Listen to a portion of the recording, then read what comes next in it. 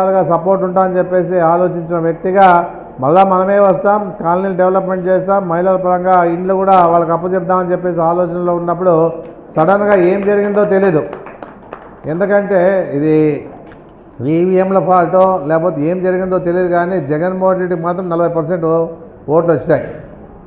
ఆదోన్ల పరిస్థితి కూడా అంతే. 30 ఏళ్ళుగా మీతో ఉంటూ, మీతో ఒకటిగా ఉంటూ, మీకు సహకారం అందిస్తూ అన్ని విధాలుగా గడప గడప తిరిగి మీ ద్వారా కలిసి మీ ఇంట్లోకి వచ్చి కలిసిన తర్వాత కూడా ఆలోచన చేస్తే ఈరోజు ఈ నుండి 20 రోజులకు వచ్చి 20 రోజులకే వచ్చి ఎమ్మెల్యే అయిపోయినా అంటే మనకెంత ఆలోచన ఉందని చెప్పేసి కూడా ఆలోచన చేసుకోవాలని చెప్పేసి చెప్పడం జరుగుతుంది.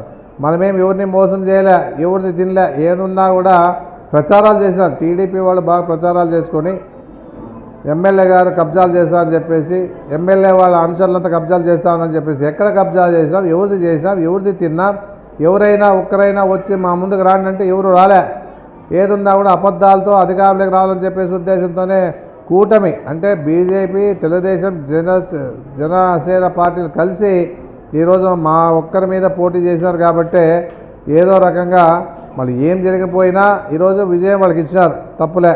నేను చెప్పేది ఏమంటే, ఆ ఎమ్మెల్యే గారు చెప్పేది ఏమంటే, రోజు 24 గంటలు ఆదోన్లోన మీరు ఏ విధంగా కూడా ప్రజలకి మా ఆదోని డెవలప్మెంట్ చేయాలని చెప్పేసి ఆలోచన లేకుండా ఎంతసేపు ఉన్నా కూడా మా మీద కబ్జా. నువ్వు చూడయ్యా, నీ 8 నెలల కాలం అయిపోయింది, 9 నెలలు అవుతా ఉంది.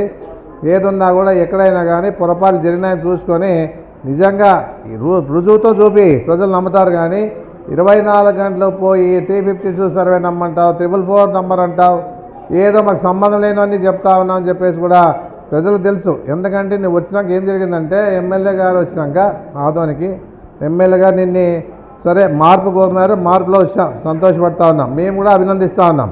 ఎందుకంటే మార్పు కావాలనుకున్నారు ప్రజలు, మార్పు చేసినారు. కాబట్టి ఈరోజు మీరు ఏం చేస్తూ ఉన్నారు, 8 నెలలు 9 నెలలు అవుతూ ఉంది, ఆదోనికి ఏదైనా మంచి కార్యక్రమాన్ని అందించినారు అని చెప్పేసి అడుగుతా ఉన్నాను. ఈరోజు మేము చెప్పడం గొప్పతనంగా ఉంది.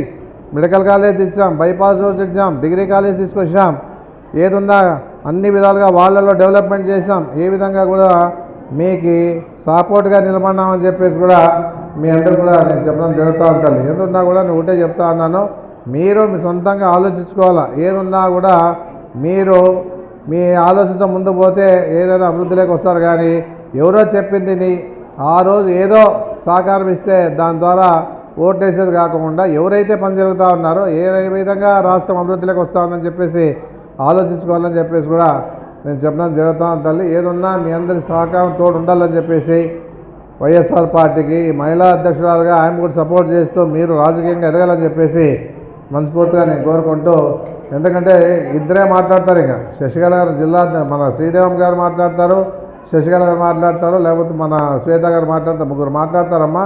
ఎంత మాట్లాడినా మీ పరంగా ఏదున్నా మీ రాజకీయంగా ఎదుగుదలకే వాళ్ళు ఆలోచన చేస్తారు. కానీ ఏ విధంగా కూడా మీకు ఏ విధంగా ఇబ్బంది పెట్టే పరిస్థితి ఉందని చెప్పేసి కూడా నేను చెప్పడం జరుగుతూ ఉంది.